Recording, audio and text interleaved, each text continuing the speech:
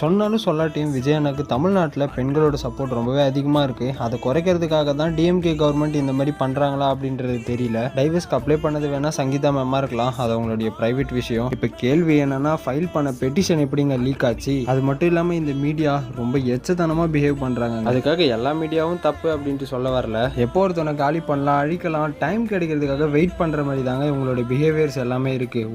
ஒரு வார்த்தையில் news channels அவ்வளோ கேவலமாக போட்டிருக்காங்க நியூஸை. பார்ப்போம், ஏப்ரல் 20 விஜய் கோர்ட்டில் ஆஜராக சொல்லி தெரிவிச்சிருக்காங்க, அன்னைக்கு தெரியும்.